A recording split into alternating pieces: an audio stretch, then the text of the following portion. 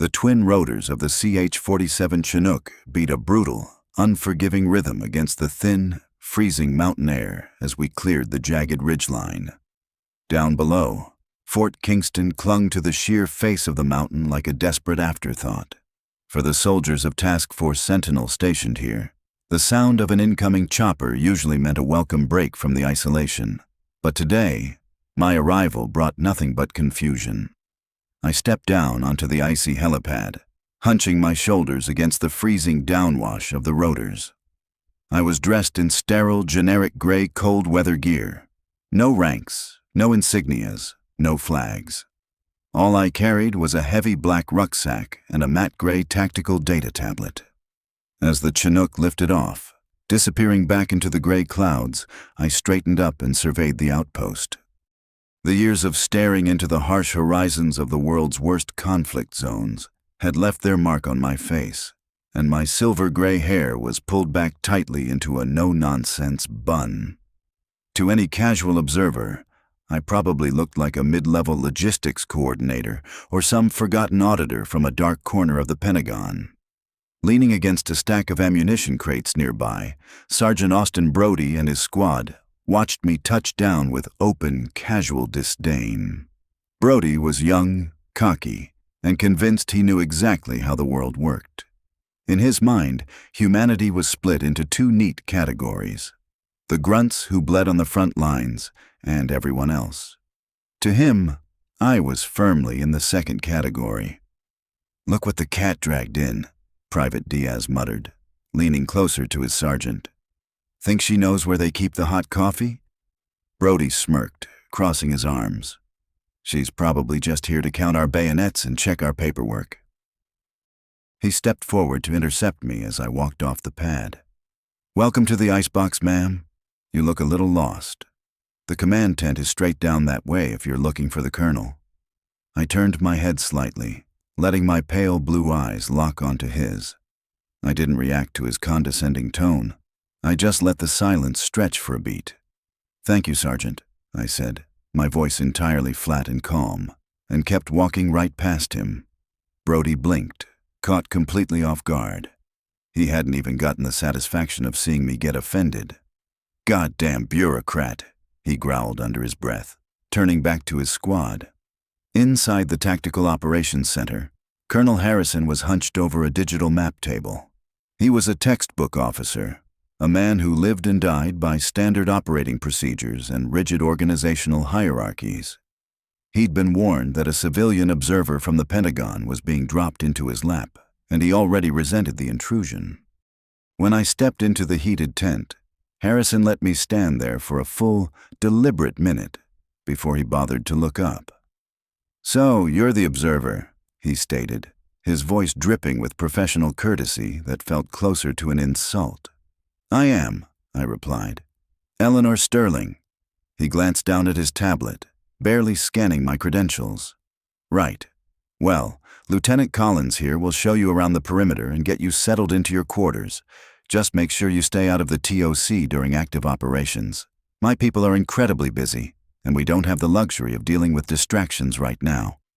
"Understood," I said, keeping my face entirely unreadable. To Harrison, I was already a ghost. Just another compliance box to tick off, a bureaucratic nuisance to tolerate until the next transport chopper arrived to take me away. I was completely invisible to him. Lieutenant Collins, an eager but visibly nervous young officer, immediately launched into a rehearsed textbook briefing as he led me along the base's perimeter wire. "This is our western firing line, ma'am," he explained, pointing toward the snow-covered ridges. "We've established overlapping fields of fire between towers 1 and 2 to ensure total coverage." I listened in absolute silence, my gaze sweeping past the heavy machine gun emplacements and fixing on the stark terrain beyond the wire. "Where is your dead zone?" I asked quietly, my voice carrying cleanly over the howling wind. Collins blinked, caught off guard.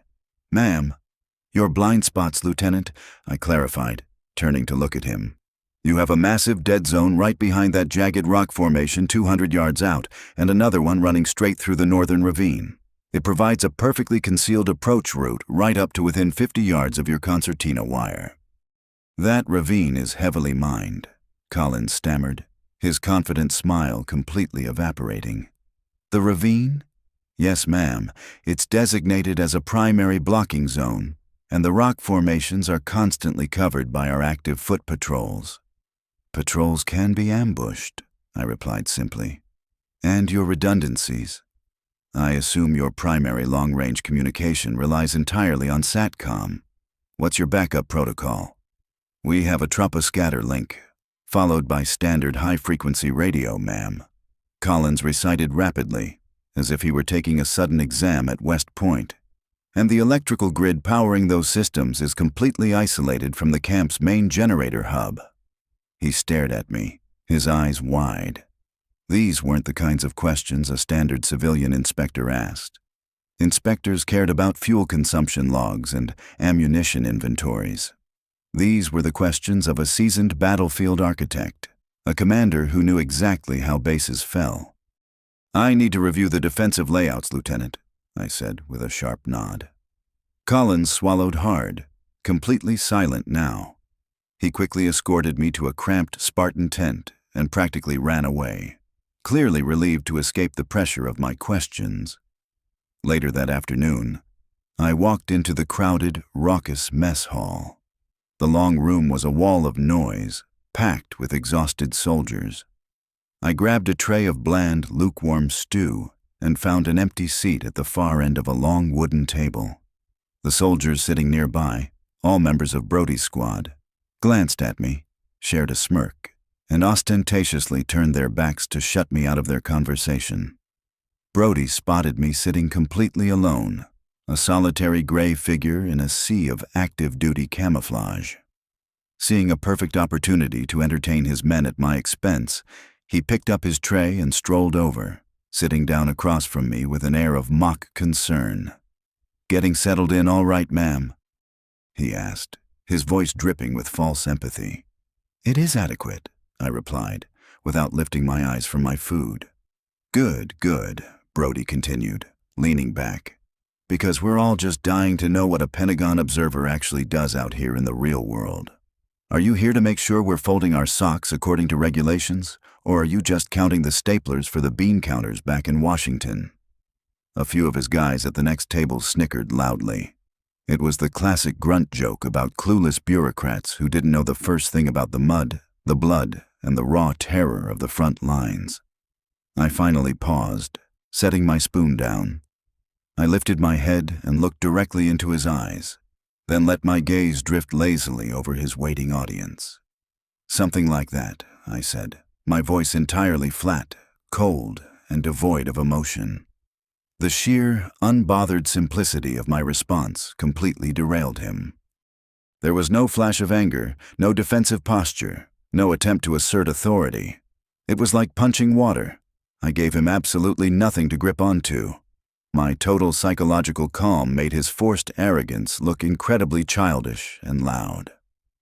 "Right then," Brody muttered, clearing his throat awkwardly as the smirk vanished from his face. "We won't disrupt your vital observations, ma'am." He picked up his tray and slid back to his table, the laughter of his men sounding a whole lot less confident this time around. Over the next couple of days, my presence melted into a quiet, unnoticed routine. I spent hours tucked away in a dark corner of the Tactical Operations Center, a silent, motionless silhouette against the canvas wall. The analysts and radio operators, who had initially watched me with deep suspicion, quickly learned to look right past me. I was treated as nothing more than a harmless piece of office furniture. That evening, Colonel Harrison called an emergency briefing. A massive winter storm was tracking to hit us within 24 hours. More importantly, Convoy Wolverine, a critical supply line carrying vital ammunition, medical crates, and replacement parts for our failing main generator, was actively en route to the fort.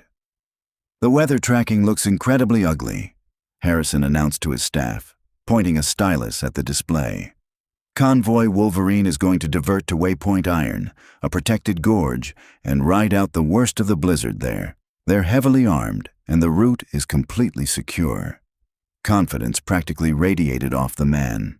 His plan was textbook, orderly, and entirely by the book.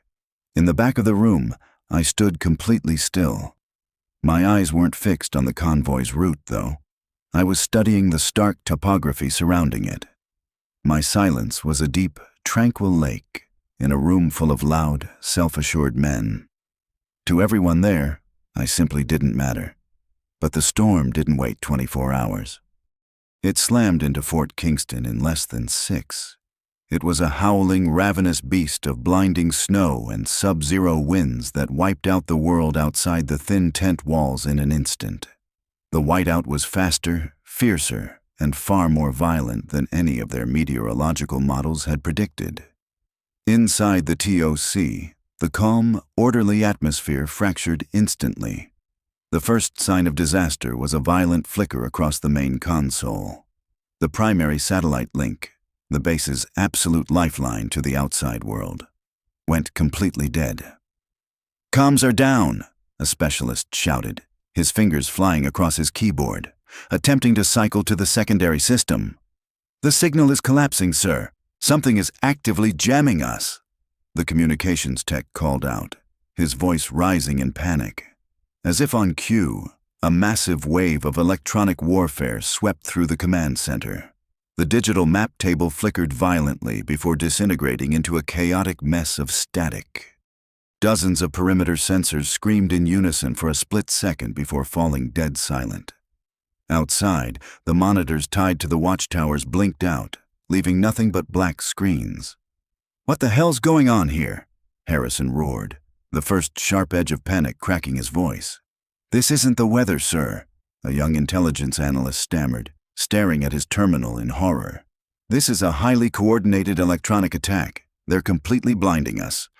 Right at that moment, a burst of raw static exploded from the overhead speakers. Through the heavy interference, a frantic, terrified voice cut through the noise. "Wolverine is hit. Repeat, Wolverine is taking heavy fire. Ambush in the kill zone. We are taking massive." The transmission cut out into an abrupt, chilling silence. A tomb-like quiet descended on the TOC, broken only by the terrifying roar of the blizzard outside. The vital supply convoy had been caught in a trap. Absolute chaos erupted. Radio operators screamed desperately into dead microphones. Analysts stared helplessly at blank screens. The entire nervous system of Fort Kingston had been clean severed. Colonel Harrison, a man whose entire career had been built on rigid plans and established protocols, suddenly found himself with neither. "Give me the exact coordinates of that convoy," he bellowed. "We can't, sir. GPS is completely offline. Every tracking system we have is dead." Harrison spun toward his executive officer. "Order the Quick Reaction Force to spin up immediately. Get them out the gate in 5 minutes." "Sir, to where?" the XO asked, his voice tight with dread. "We don't have their location. We'd be sending our men entirely blind into a Category 5 blizzard, right into whatever force just obliterated that convoy." Harrison's face twisted into a mask of pure, helpless frustration. He was a commander stripped of his eyes, ears, and voice. Fort Kingston was bleeding and blind, and the man in charge had absolutely no idea how to stop the bleeding. From my quiet corner of the room, I moved. While the room spiraled into utter panic, I stepped away from the canvas wall.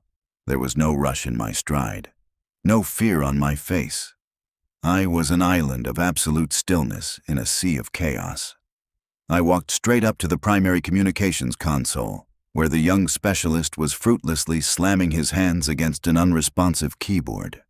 "It's no use, ma'am," the specialist said without looking up, his voice cracking. "They've locked us out completely.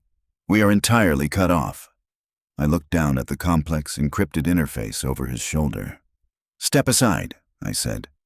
My voice wasn't loud, but it possessed a sharp, cutting authority that sliced right through the ambient noise of the tent. The specialist blinked up at me, utterly confused. "Ma'am, you don't understand. The encryption—" "Get out of the chair," I repeated, my tone leaving zero room for argument. Colonel Harrison finally found a target for his mounting rage. "Get that civilian away from the consoles right now," he roared across the room. "Get her out of here!" I ignored him entirely. The specialist, completely overwhelmed by the sheer force of my command, instinctively stood up and yielded his seat. I sat down, and my fingers, weathered and worn from decades of service, began to dance across the keys. My movements were fluid, precise, and impossibly fast. I wasn't wasting time trying to fight their electronic jamming. I was completely bypassing it. I pulled up the core architecture of the base's hidden infrastructure, rerouting raw power away from non-essential automated systems and channeling it far from the compromised primary computers. I was digging for something old, something buried deep and long forgotten. In a dusty, neglected corner of the operations center, an old piece of hardware suddenly whirred to life. It was a laser burst Mark II transceiver, a relic from a previous generation of warfare, long since written off as obsolete. It operated on a tightly focused, line-of-sight beam of pure light, a primitive form of data transmission that modern electronic jammers couldn't even detect, let alone disrupt. "Align the transceiver to azimuth 244, elevation 15. I commanded the room without breaking my focus on the screen. "Link it with the K2 satellite relay. It's a decommissioned bird, but the orbital mechanics show it's still in position." I spun around to face the stunned communications officer. "Establish a secure channel directly to the Global Operations Hub at MacDill. Use Authentication Protocol Midnight Protocol Override." The officer just stared at me, his mouth open. "Ma'am, what is Midnight Protocol? That isn't a recognized military code." Rather than explaining, I reached over and punched the alphanumeric override sequence into the terminal myself. A fresh window snapped open on the screen, a stark black background displaying a single line of bright green text. "Protocol Crimson accepted. Channel open." An unjammable, fully encrypted direct uplink outside the standard theater network was officially live. I stood up and walked directly over to the useless digital map table. "Give me the convoy's last known position before the feed died," I ordered. The executive officer, his hand trembling slightly, pointed a finger at a blank spot on the glass. "Right here, ma'am, just at the mouth of Waypoint Iron." My eyes narrowed as I analyzed the terrain. "They weren't attacked there," I stated coldly. "The distress call was a decoy. It was specifically designed to draw your quick reaction force out into the open whiteout, leaving the base undefended. The blizzard is their cover. The real assault is happening right here." I tapped a finger firmly on a spot 3 kilometers to the east, a treacherous, winding mountain path known as Viper's Ridge. "They are using the storm to mask their approach. They're actively positioning heavy mortars and machine guns on the high ground to seal off the pass and isolate this entire facility. Once we're cut off, the primary hammer blow is going to hit our eastern perimeter. This isn't a convoy raid, Colonel. It's a full-scale siege." The air inside the tent grew suffocatingly thick. My analysis was blindingly fast, terrifyingly logical, and completely undeniable. It completely reframed the situation from a failed rescue mission into a desperate fight for survival. Harrison, his face burning with a mix of humiliation and fury, finally marched right up to me.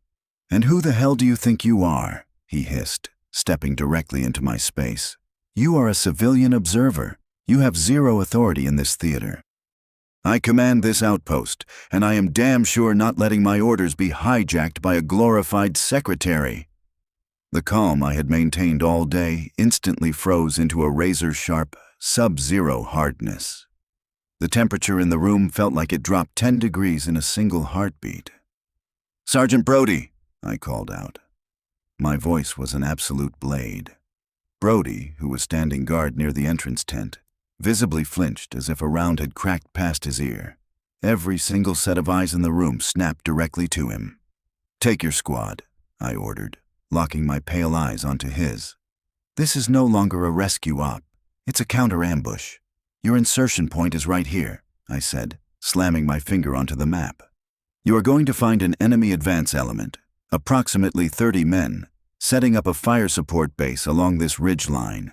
Neutralize their command element and take out those mortar teams immediately. Speed and absolute violence of action are the only assets you have. Air support is blind, and there is no guarantee of an evac if things go sideways. Do you understand your orders? Brody froze, completely paralyzed. He looked from my terrifyingly confident face to his furious, red-faced colonel. He was caught in the absolute worst kind of crossfire. "Ma'am!" His voice came out as a strained whisper. He looked helplessly at Harrison for guidance.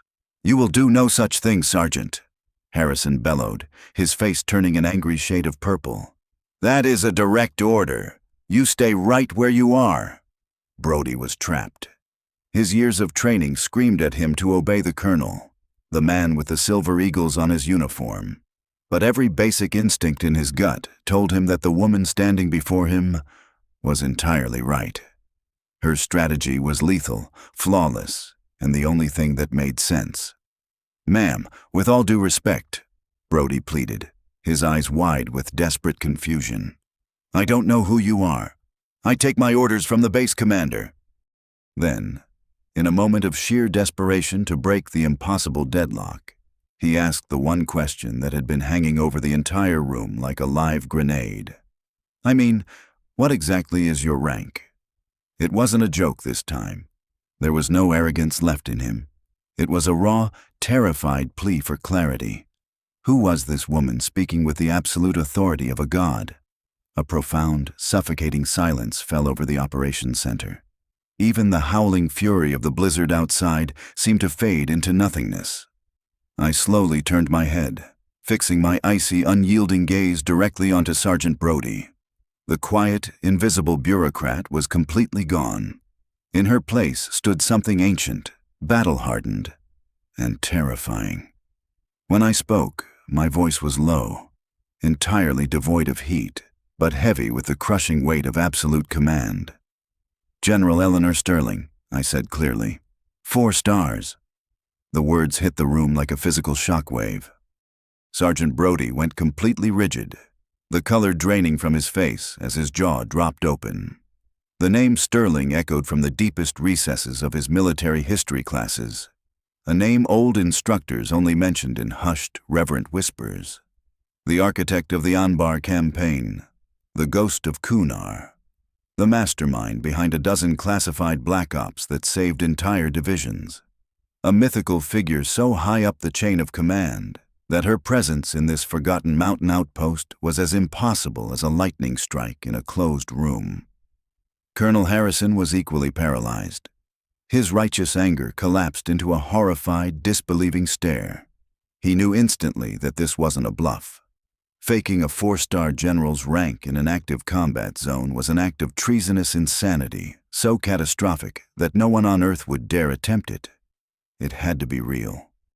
The woman he had dismissed as a desk jockey, patronized, and ordered out of his sight was one of the highest-ranking military officers in the entire United States Armed Forces. I didn't give them a single second to process the shock.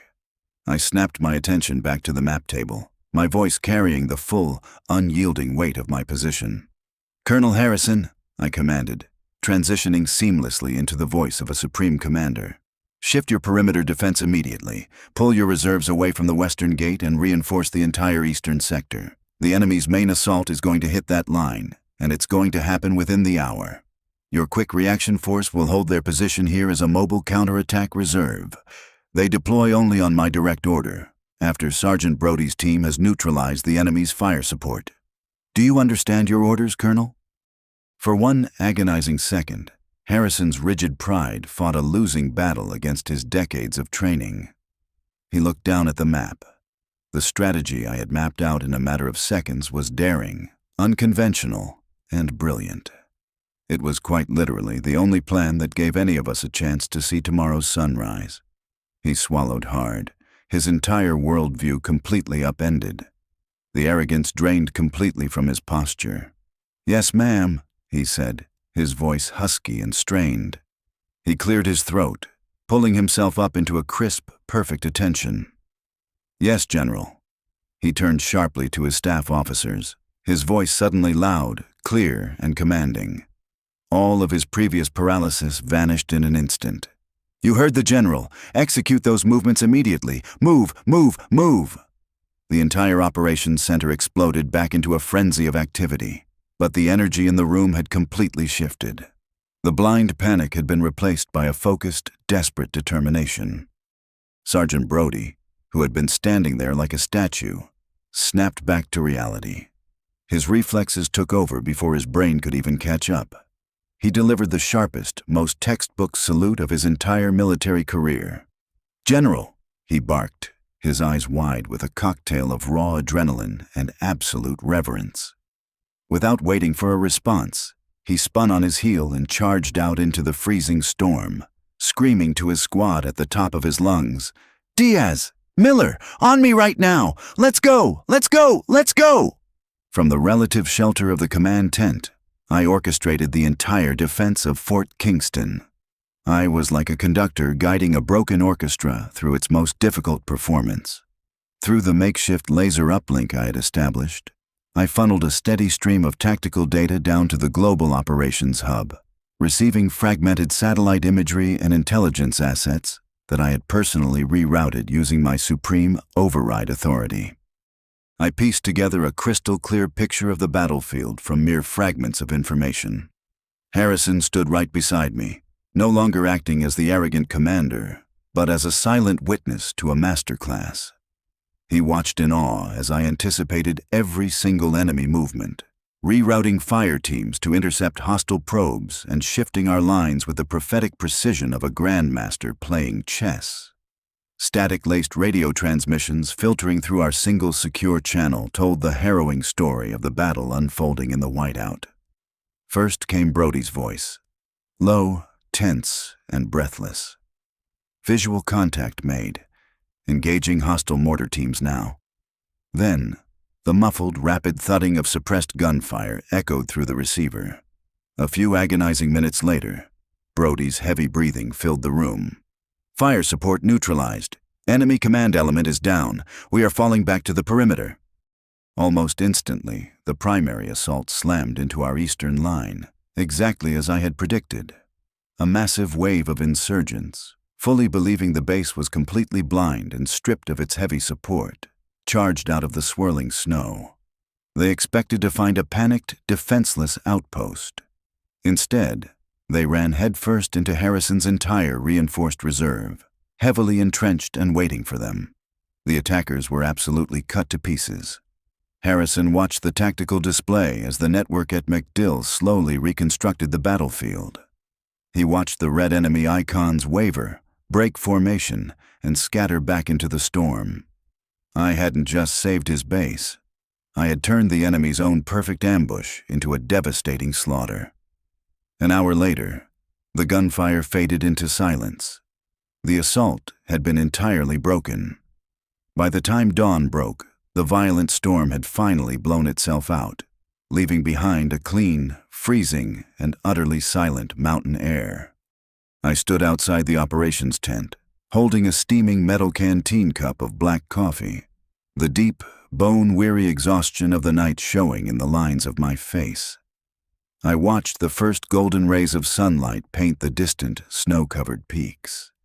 A lone figure approached me across the snow. It was Sergeant Brody. His face was caked in black face paint, dried sweat, and frozen mud. He stopped a respectful distance away, his previous swagger completely gone, looking entirely unsure of how to address me. "General," he began quietly. I turned to face him, looking at him with zero judgment or resentment in my eyes. "Report, Sergeant," I said, my voice gentle but firm. Brody delivered a flawless, highly detailed, and completely formal after-action report on the counter-ambush at Viper's Ridge. He listed the enemy casualties, the captured weapon systems, and the operational status of his men. His voice was steady and professional, but it carried a profound, unshakable depth of respect. When he finished, I simply gave him a small, approving nod. "Outstanding work, Sergeant. Go take care of your men." As Brody turned to leave, he hesitated. He reached into his tactical vest and pulled out a small, ruggedized data drive.